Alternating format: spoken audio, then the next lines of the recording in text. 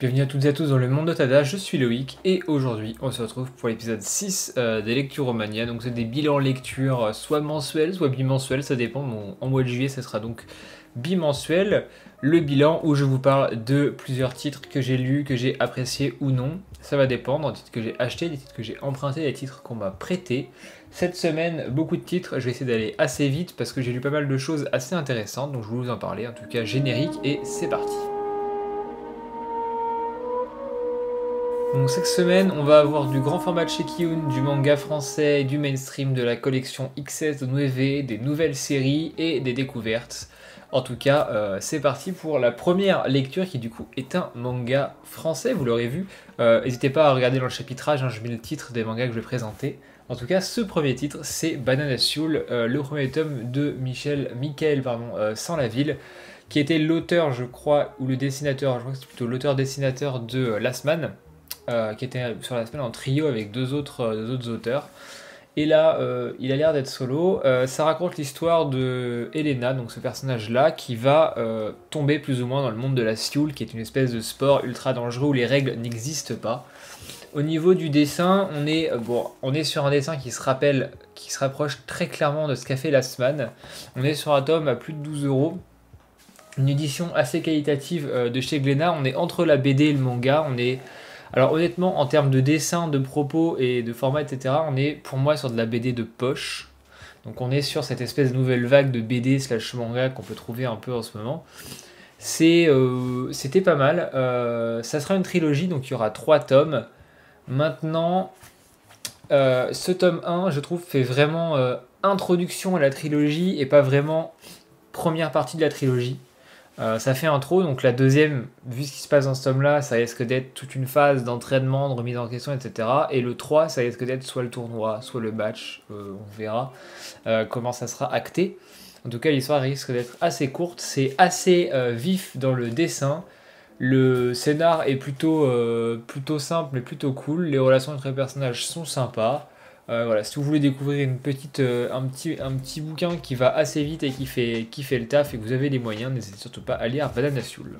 On continue avec les tomes 1 cette semaine. Barakamon, le tome 1 de Satsuki Yoshino chez Kiyun. Alors là, c'est les anciennes éditions, mais maintenant ça existe avec le nouveau logo Kiyun, etc.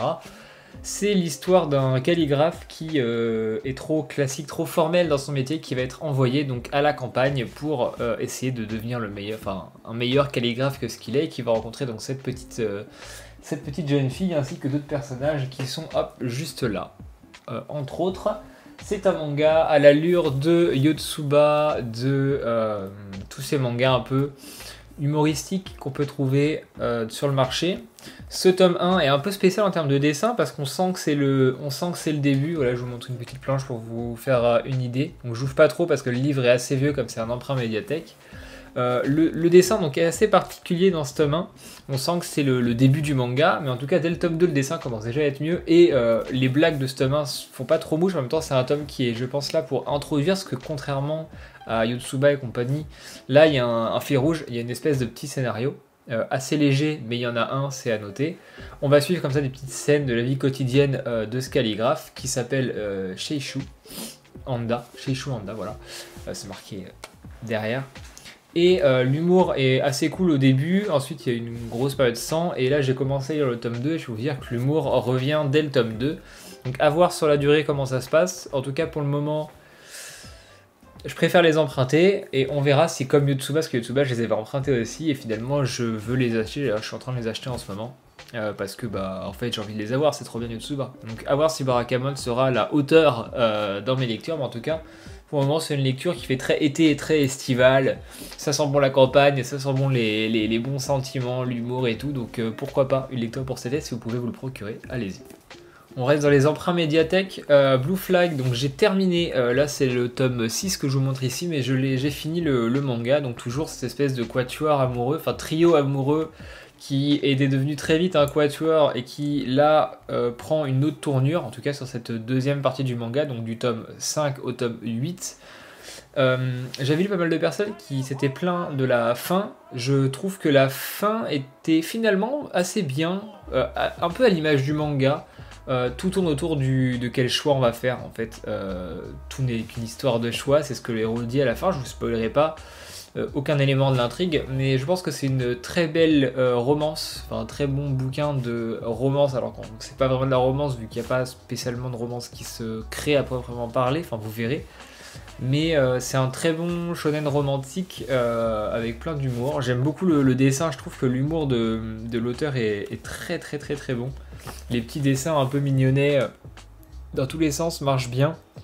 Et c'est une bonne série. Maintenant, est-ce que je l'aurais continué si je l'avais acheté? Je ne pense pas. Je pense que je l'aurais revendu. C'est un truc à lire une fois. Je vois pas l'intérêt de le relire. Mais c'est un truc à lire une fois pour le coup. Voilà. Donc Blue Flag, c'était très cool. Une bonne lecture. Je vais faire la propagande, mais on est encore une fois chez Kurokawa. Hein. Ça marche bien ce qu'il trouve. C'est à 7,65€. C'est disponible encore partout. Voilà, si vous cherchez une petite romance pour cet été, 8 tomes, Blue Flag, très bien. Dernière partie des emprunts médiathèque, c'est écrit par Yuki Uruchi Bara, c'est Underwater, le village immergé, le tome 1 qui est juste là et le tome 2 qui est juste là, c'est du grand format, hein, c'est voilà, je vais mettre à côté Blue Flag, c'est du grand format de chez Kiyun, ça vaut 15€ pièce, c'est par du coup l'autrice de Mushishi ou de Flow plus récemment. C'est un manga qui va raconter l'histoire d'une jeune fille qui, par une chaleur écrasante, va se retrouver projetée dans un village qui semble être noyé et faire la rencontre d'un jeune garçon qui est juste là, qui s'appelle Sumio, et de son père, et qui va du coup essayer de découvrir qu'est-ce qu'elle fait là, etc. Alors, pour le coup, l'intérêt du manga, je trouve, ne se trouve pas dans le scénario, parce qu'on devine très vite ce qui se passe et les tenants et aboutissants, mais, il y a un mais, ça fait partie de ces mangas. De chez Kiyun, à la Emanon, donc Mirage des Manons, Rêverie des Manons, etc. Donc à la Kenji Tsuruta. Ça fait partie de ces bouquins qui sont super agréables à lire. Que ça soit l'ambiance, le découpage, le format, vous voyez pas sur les covers, mais il y a tout un effet en fait, comme si il y avait des espèces peut-être de poissons ou de marques d'eau qui sont dessinés en fait en relief sur les couvertures. Donc le dessin, le format, les couvertures, il y a quelques pages couleurs, donc je vous le montre tout de suite. Voilà, c'est magnifique. Même le propos est finalement assez cool. Alors on devine très rapidement ce qui se passe dans ce village, etc. Mais malgré tout, c'était super bien. Genre voilà, ça vous prendra peut-être 1h30, 2h à lire les deux. Vous allez être transporté pendant 2 heures. Pendant 2 heures, vous allez être ailleurs. Vous allez être en vacances. Voilà, dans cette campagne japonaise. À vivre cette petite histoire qui finalement n'est pas qui est un petit peu tragique, un peu dramatique, mais pas tant que ça. Quand on y réfléchit, c'est très beau. J'ai beaucoup apprécié cette lecture. Je pense que à l'image des Manon, je les achèterai pour les avoir et je vais avoir une espèce de collection après dans ma bibliothèque où je vais avoir tous les mangas un peu feel good, grand format, un petit peu nuageux. Je pense qu'on peut dire ça. C'est un trait un peu nuageux, un peu onirique au niveau du dessin. Je vais vous montrer une planche sous tome 1 pour pas trop spoil. On est sur un dessin, vous voyez, on est sur un découpage qui est très aéré, très grand. Et j'aime beaucoup ce genre de découpage, ce genre de dessin, ce genre de manga.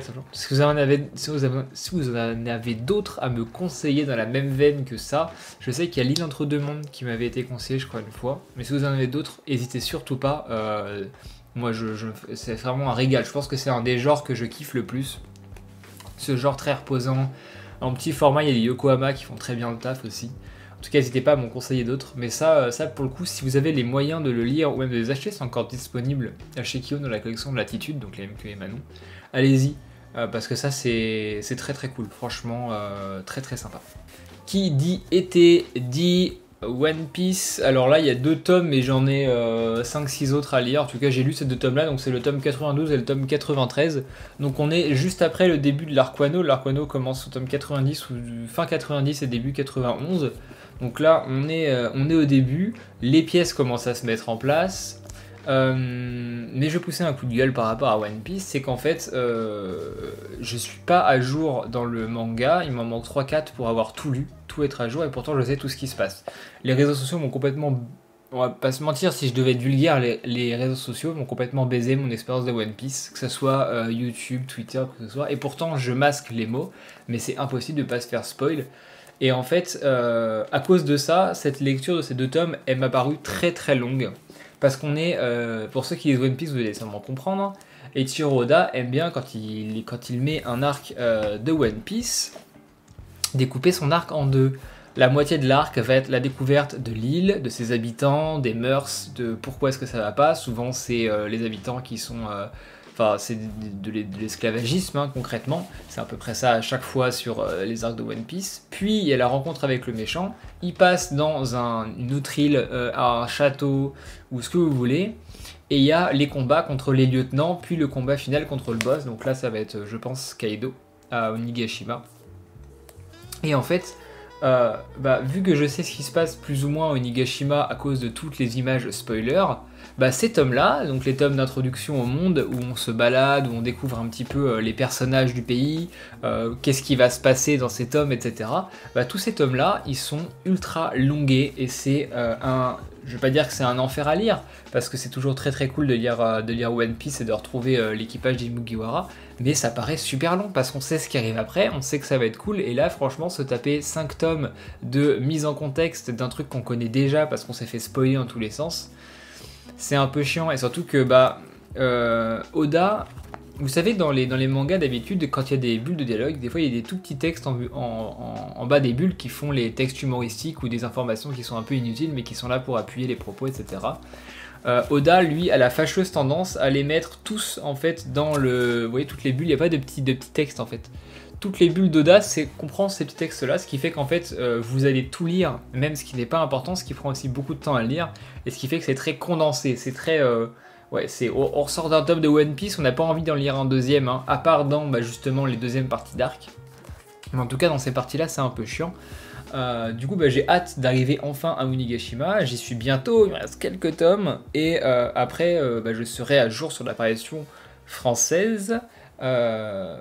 Évidemment, après, il y a tout ce qui est lecture de scan et tout que je ne recommande pas vu que c'est illégal, sauf les derniers chapitres qui sortent sur Manga Plus.